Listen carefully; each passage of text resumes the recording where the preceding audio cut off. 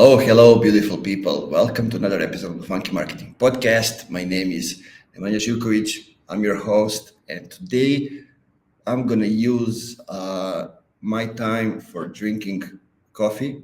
You see Bruce Springsteen glass from his concert from Vienna to talk to you, and I want to use this time to kind of explain to you and give you a hints how to stop playing catch up if you are in B2B, and how to use speed, creativity, and a little bit of funk to get ahead of your competitors and actually win, right?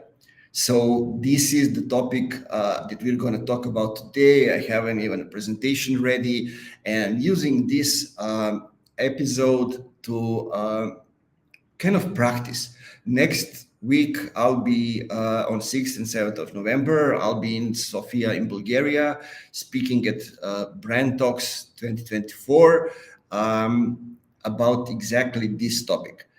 I'm going to cover this topic, and I'm going to use this session today, this episode, to kind of go through the presentation, get used to it, and maybe get some feedback from you guys.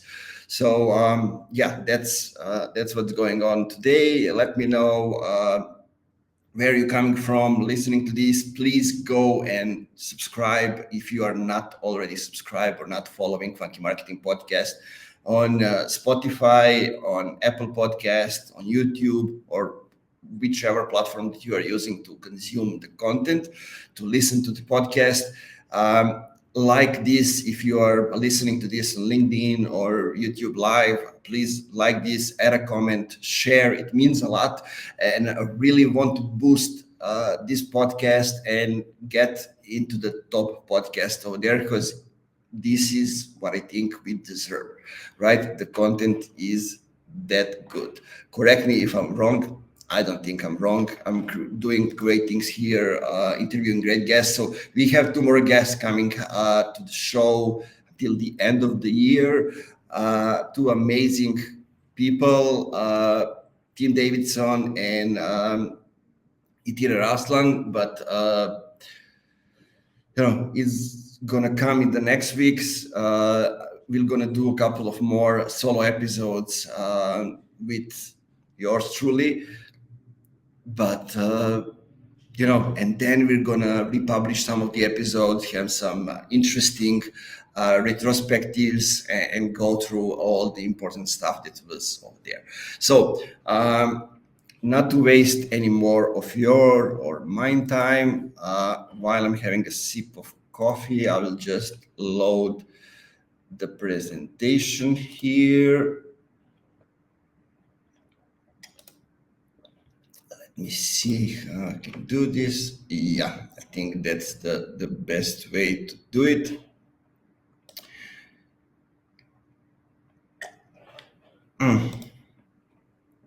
Okay, so today we are talking about how you can stop playing catch up and disrupt your B2B market with speed, creativity, and a little bit of funk, right?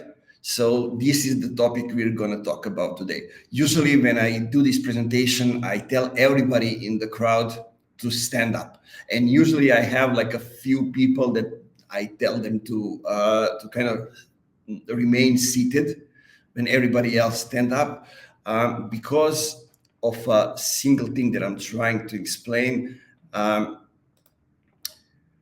We live in a world somebody else created. And when I tell all the people to stand up, they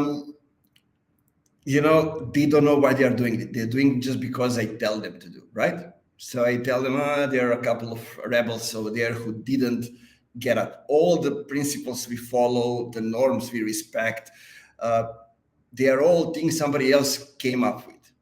I don't know if you ever think about it, but it's true.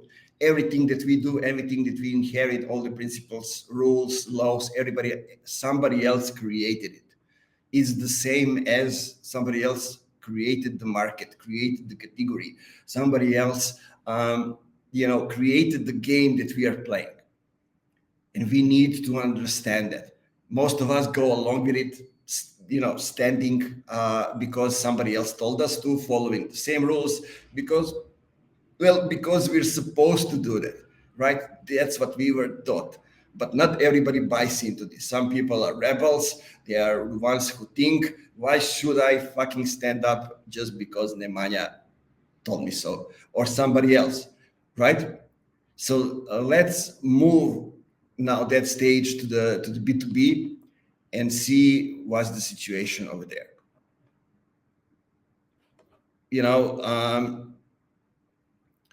In B2B, in tech landscape, I mean, it's pretty hard at the moment. I'm talking about B2B SaaS, B2B tech.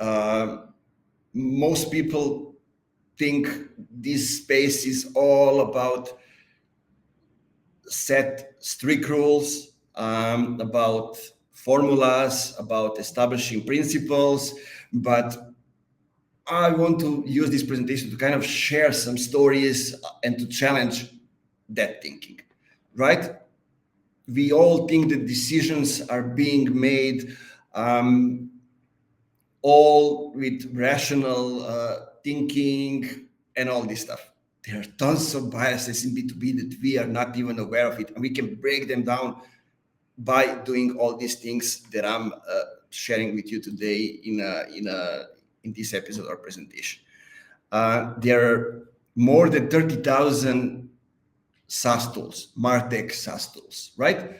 And on this visual, whoever is watching the video, you can see the visual. There's so many of them, so many categories, so many tools. And the thing is, on this photo are not all of them. Not all of them can fit on the photo. The thing is, all of them are competing for the same things, right? Think about it. How can you actually stand out in this environment with 30,000 similar tools with similar features, similar products, similar technologies, thousands of them? And 90% of them are offering nearly identical features, having same messaging, talking about the same things, sounding the same, looking the same, having the same rigid structure. They're all, standing up as the people in the crowd are because they're expected to. They're doing it because, our competitors are doing that, or we should do that. This is how we always done it in B2B, right? We all grew up, or we all learned and inherited those things from somebody who came before us. But it's time to ask the question, and how do we break free from all this mold? How do we create demand to make our own rules and bring a little bit of funk inside that B2B? So let me break into all of this by sharing a story. Do you know who this guy is? Do you recognize him?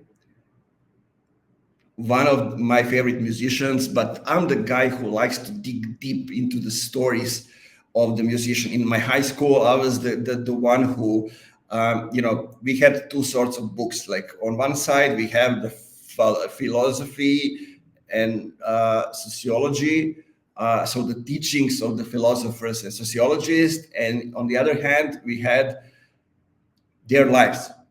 The girl who kind of sold me the books didn't have the books when with their philosophy and sociology. So I was only studying about their lives, and it got me hooked to learn how they live their lives and how did they came up with the knowledge or their teachings and everything else, all the books that they wrote and all the theories and philosophies and sociology that they come up with.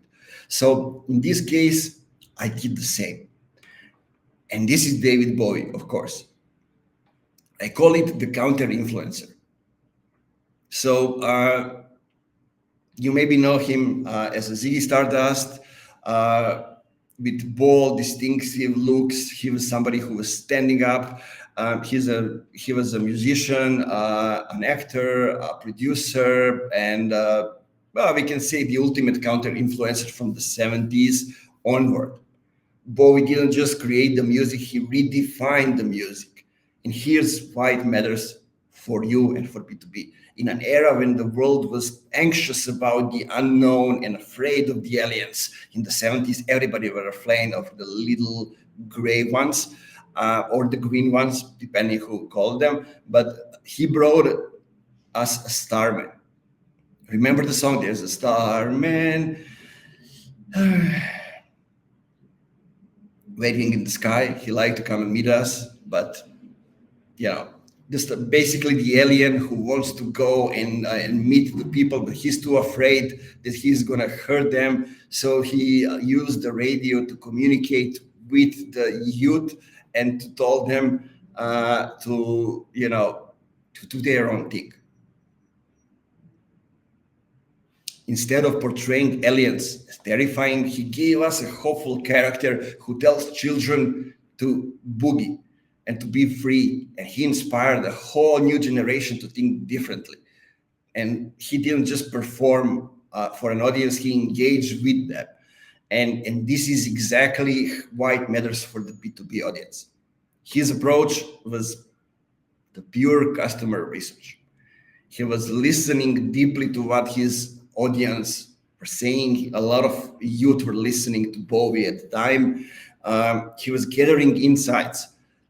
One of the famous writers from that time actually said that Bowie received letters from the teenagers when they have rewritten the words of his songs, saying you should use this expression, this is how we talk, this is how youth talk. And he gathered all of that data, understood his fans, understood their perspective, and came up with the Starman and the Ziggy and the Stardust.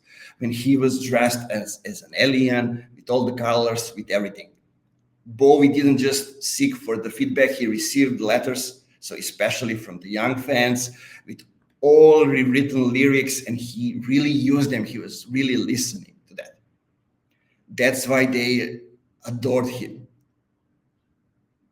And a lot of famous now musicians told us that Bowie actually inspired them to go and become the real rock and roll stars as they are now at the moment. Like the founder and the singer of the band Cure said that he was listening to the Bowie, and when Bowie, while on performing on Top of the Pops, actually said, "I'm talking to you, who," in the camera.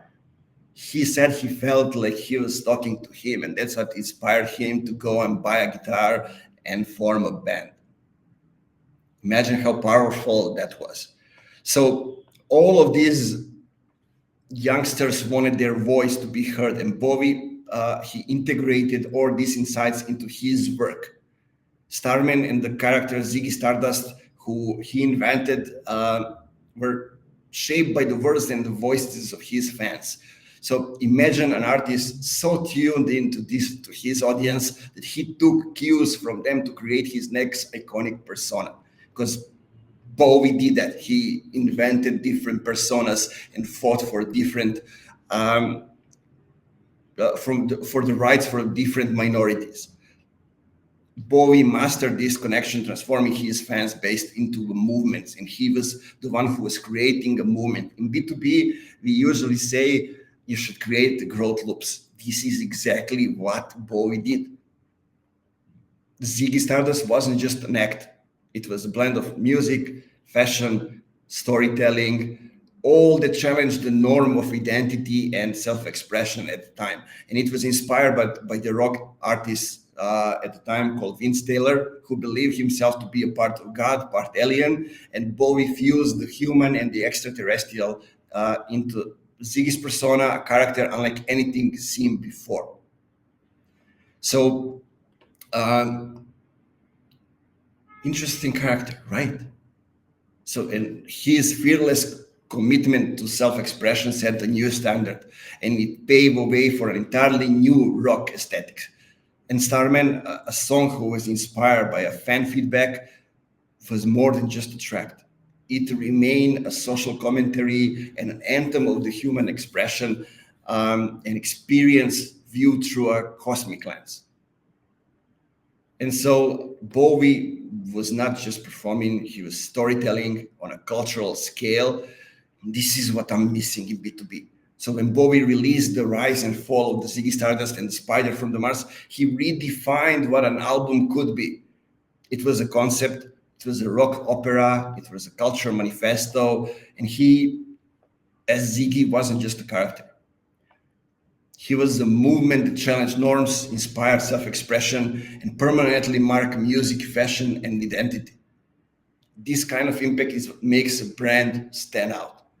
But in B2B tech, who are our David Bowies? Who can we call as David Bowie in B2B? Think about it. It's kind of interesting. So before we get into the speed, which is the first thing we're going to talk about today, let me just take a sip of the coffee.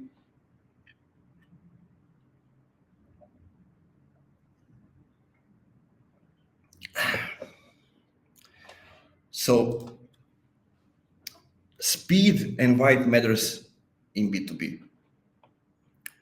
Let me tell you, being slow today isn't just a disadvantage. It's a disappearing act. You're going to disappear if you're slow. In a world when we have AI, when we have different types of businesses, when we have a mix from digital, online, and offline world, not being fast makes you disappear fast.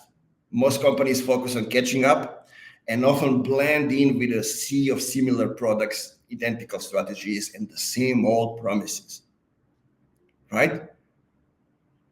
Access to tools, data, and insights is widespread, and the only way to stand out is by moving fast and setting your own course.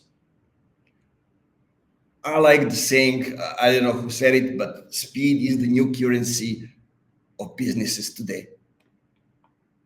Too often B2B get caught in the mindset that good things must take time. And it's just the bullshit. Whether it's relationship building, lengthy sales cycles, or long product roadmap, it's time we end that. Sure, it takes time, but taking the time, it doesn't mean that you are slow in implementing things. It means you are fast in learning. Real speed isn't about cutting corners or rushing to release. It's about agility and staying responsive. Let me just share the slides. Yeah.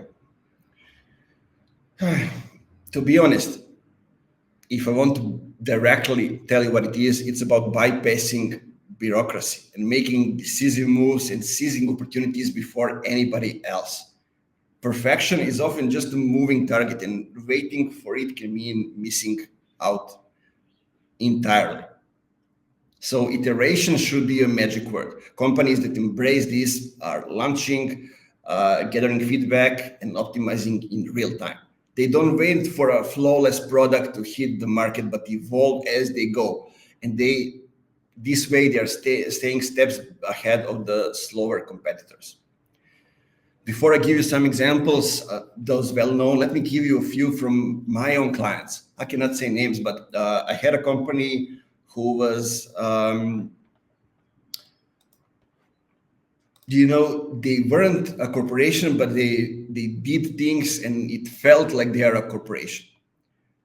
So 10 eyeballs were looking at each part of the data. So for 2 months, we didn't able to publish anything because everybody had something to say about the content. And neither them should give grades to the content. It's the audience who should judge if the content is good or not. And we publish things, we get the feedback, we optimize, we iterate, and that's how we get to the best content for specific audience on a specific platform. On the other hand, another client in a software space, they are in a procurement software space, like spend management, and they were doing something and they saw a chance that nobody else have seen to kind of get ahead of their competitors. What do I mean by that? I mean, each competitor were covering specific features, and more or less they all have the same features, but nobody had all the features, including some of those that nobody else had. So they saw a chance, so they rebranded and get back to the market ahead of everybody else, because they learn that if you move along with the market, you are actually losing in the long run, right? You are not even aware of it. You feel like you are growing, but you are actually losing in the long run. So they say, okay, we're going to innovate and we're going to get ahead of everybody else. And that's what they did. They came up with the new category, get ahead of everybody else, and now they're winning. They didn't play by the rules. They choose to play their own game. So it's important to acknowledge that and get into that space. Before I get into that visual, let me tell you, there are companies who are executing that, and you know them. There are companies like Slack, like Zoom, for example. They didn't wait for the perfect product before going live. They launched, they took in user feedback, and they improved continuously. Like Slack is known for their branding and how they stick to it. They always have these little messages. They were listening to their customer. I mean, that happened in the past. Now, I would say they kind of lost the game. I mean, they were bought by another company. So that's a different thing. But the thing is, by the time competitors were ready to catch up, they were already releasing the new next iteration, and then the next one, and then the next one. Just like I have this in presentation, like stairs. We're going one by the other, and each one of them, we're taking them higher and higher. Now, let me show you this example. I don't know if you remember that, but whereby had the ad billboard, they say the New York Times says we do video meetings better than Zoom. And why that's a mistake? Because by mentioning Zoom, it's clear who is the category leader, right? It's not them, it's Zoom. So they are better version of Zoom. Zoom is the category leader. So don't ever do that. That's a silly mistake, and that's, if you ask me, it's a suicide. Zoom is obviously a category leader here, and their success wasn't about being the first or the best. It was about being the fastest to evolve and refine. And moving quickly allows companies to control their narrative. They are the ones controlling the narrative. So when Whereby comes in, they say we do things better than Zoom. Zoom is still controlling the narrative. Being first to the market or the first to react to a trend means you are the one setting the tone, and others are just following you. Speed in that way fuels accelerated feedback loop where, like fast rapid action drives quick learning, adaptation, and growth. And when you act fast, you're actually learning and improving while others are still planning their next moves. And that's why speed is essential. And I'm asking you, let's redefine what it means to be agile in B2B. It's not about shortcuts, about quick fixes. It's about staying ahead through constant evolution, iterating swiftly, and leading to conversations. Speed matters. And in today's landscape, it's how you go from visible to being essential by being fast. And also, that's your advantage, right? If you are a challenger brand or you're just coming to the market, it's how you are actually using the advantage of your current position. So think about that. It's extremely important to know and use your advantage. Many companies, many smaller companies are acting like the big ones and not using their advantage, and that makes them fail before they even get to the place where they can compete.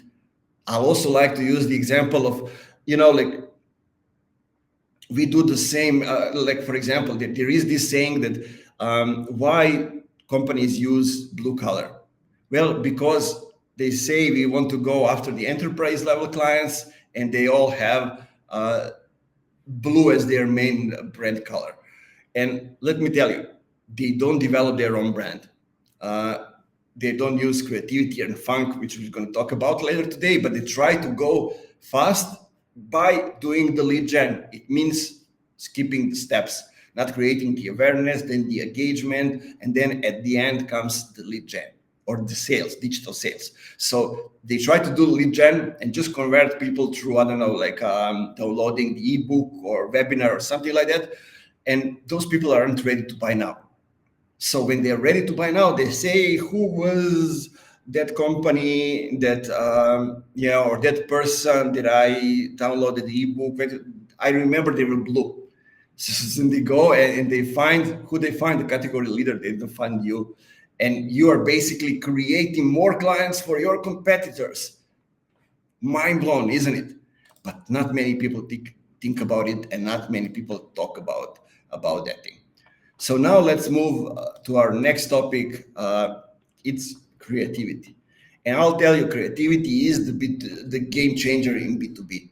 One of the biggest misconnections in B2B is that creativity is optional and that it's nice to have. It's reserved from B2C for consumer brands. That's so funny to hear and to think that way. That is extremely funny. And it couldn't be further from reality. Creativity in B2B is about discovering innovative ways to solve real business challenges and communicating your value in a ways that resonates powerfully with your target audience. So sales in B2B is actually solving the problems, and creativity is giving you a chance to discover innovative ways to solve those real business challenges and really communicating your value in a ways that resonates with your target audience. Creativity is your competitive edge. Also, somebody else said, and I'm using that, right? As well as speed is. In a landscape filled with kind of like similar products and services, remember the photo with all the SaaS tools that we have, 30,000 of them. The companies that rise above the nose are those who are unafraid to stand out. And creativity gives you that edge, whether it's through unique branding, through differentiate messaging, or even rethinking of how you structure your offer, right? Those are all the small things that maybe you don't realize that it's creativity, but it actually is. Creativity isn't just related to the visual side of the things. I mean, look at the HubSpot, right? We all remember the HubSpot. They entered the revolution in the way we do marketing. Instead of the typical hard sell approach, they pioneered the inbound marketing. I mean, it's called inbound marketing because HubSpot actually, created that framing and how we call that. So let's think about it. They created educational content and they naturally attracted leads by solving a business problem creatively and reshaping the B2B marketing as we know it. Right now, we talk about the funnel and all these things inbound because HubSpot named it. Attract tools, engage tools, delight tools. How do we call it? How do we go? And we all know that parts of the funnel and how it goes. So HubSpot actually revolutionized B2B marketing with that approach and set the new standard. That's how they were creative, and that's how they innovate. There is another company that I like to use. It's Drift. And the story about Drift is kind of a masterclass in creativity and audience connections, right? They didn't just build a chatbot, but they develop an entirely new category, conversational marketing. They gather insights from their target audiences. They are based in Boston, which is huge software city. Software industry is huge in Boston, and they were hosting executive dinners, bringing together product leaders to really listen to their pain points. From there, they created a category and launched a defining book to define the category, right? They hated forms, so they say, okay, we're going to come up with chatbots, no forms. And they say they're not chatbots, we're going to name them conversational marketing, because we seek conversations. We don't seek conversions through a form that nobody looks to, nobody responds. We're going to do this. And they wrote a book, Conversational Marketing. They created the demand, the awareness, and all those things around it. It was followed by a podcast at the time with a hip hop intro, totally different from what everybody else are doing, with a host, David Cancel, CEO of the company, and Dave Gerhardt, who was CMO at the time.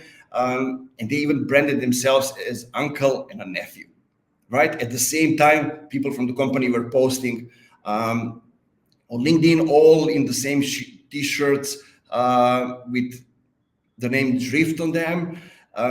But they didn't stop there. If you brought a book, a company I was working at the time as a COO, bought a book, and Drift sent an additional small book 2 weeks after we bought a book called This Won't Scale. 41 plays from the Drift marketing team to help your business cut through the noise, grow faster than the competition, and thrill your customers. I gave that book to all the new employee to learn how growth at scale happens, how to create the hyper-growth company, right? Creativity. They used all the different ways to kind of market that and to sell that. That's how you create impact, by building experiences in each step that surprise and resonates deeply, right? So it's important to remember that in B2B, creativity isn't a luxury, it's a necessity. And for those who want to lead, inspire, and change the conversation, it's a must. And I'm telling you, don't be afraid to go beyond expected. Creativity might just be your most significant advantage. So never forget that and think about it in everything that you do. So now we are at the moment when we should talk about funk.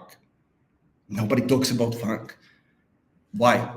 Because they don't look at funk the way we did. I mean, my company is called Funky Marketing. This podcast is called Funky Marketing, Funky B2B Marketing Podcast.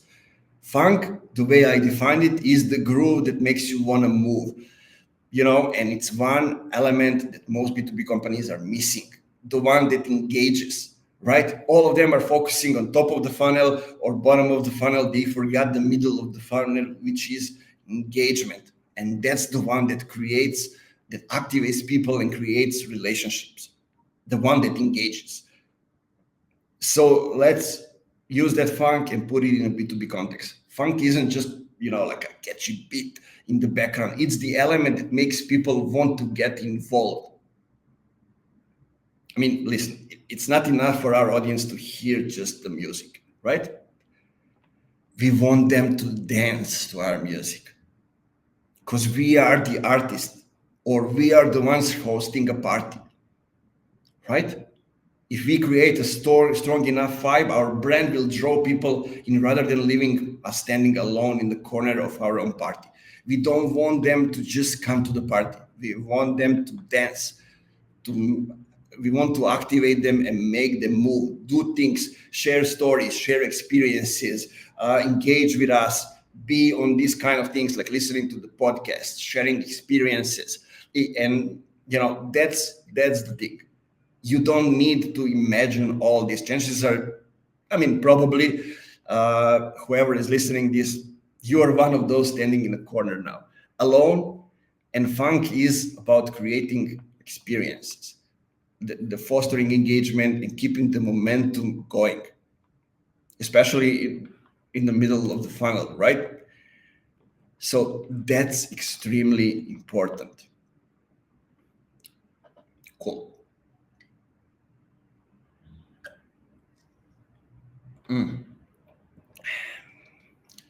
Think about the funk as what turns passive listeners into the active participants, right?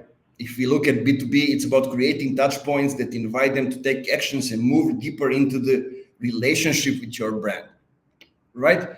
We often say that marketing has a goal of facilitating the sale, which means getting people from one step to the next one, to the next one, to the next one, until they're ready to buy. So this can be done through interactive webinars, hands-on demos, Q&A sessions where they can engage directly with the people behind the brand, this kind of LinkedIn lives, YouTube lives, podcasts, or different kind of interaction, even offline events. And every interaction should be an invitation to get more involved, to go beyond consuming and start participating, right? Instead of just sharing content, invite your audience to take the next step, whether it's by sharing their thoughts, joining a discussion, experimenting with your product in a tangible way, or co-create content with you. Fun thing isn't about standing out. It's about creating a rhythm that your audience wants to join, right? The groove that makes you want to move. It's about building moments of activation through the funnel to ensure that you are not watching the show, but you are a part of it. Interesting, right? I bet you never thought about this that way. Probably not, because I don't know many people who did. So, we always have these practical things to kind of go through and remember. So create interactive content with your audience, engage them, existing clients, the future clients, activate the community, get the buy-in from the community, make them talk about you, about your product is even better, and encourage the feedback, like create those growth loops. When you get the feedback, you iterate and you move on and you move on and you move on. That's how you do the things. So think about it. Funk isn't just about standing out, right? Let me repeat. It's about rhythm that your audience wants to join, and you need to ensure that they are not just watching the show, but they are actually dancing. So to end with what we were talking about today is the formula for, I don't know where I am here on this photo. Yeah, here I am. So the formula for the marketing leadership. We need to have speed, which means gives you the edge to act before anybody else. Creativity gives you the distinction to stand out, and funk adds that human little element that makes people remember you, especially in the AI times, right? So trust me, it's time to stop chasing and start leading. Don't play the catch-up game. If you are growing only with the market, you are losing in a big picture. Shake up your market with these three elements: speed, creativity, and a little bit of funk. And you won't be just part of the conversation, you'll be defining the conversation. That's what you want to do. You want to define the conversation. Now, I want to say thank you for listening. Go out there, add some funk to your B2B world. If you need to listen to everything again, go back to the beginning of the episode, listen to everything, and then come tell me, what did you learn, what can you implement, or go ahead and share something that you heard here on LinkedIn, on YouTube, or whichever platform you are using. Tag me, tag Funky Marketing, I want to interact with you and actually engage in the conversation, right? Funk. And also, I will tell you again, if you are not subscribed, not following Funky Marketing Podcast on your favorite platform, go ahead and do this. Also, if you have a chance to go to Sofia next week, 6th or 7th of November, on Brand Talks, see you there. Maybe we'll have a chance to have a conversation, get to know each other, and talk more about these things. As I always say, keep it funky and see you in the next episode.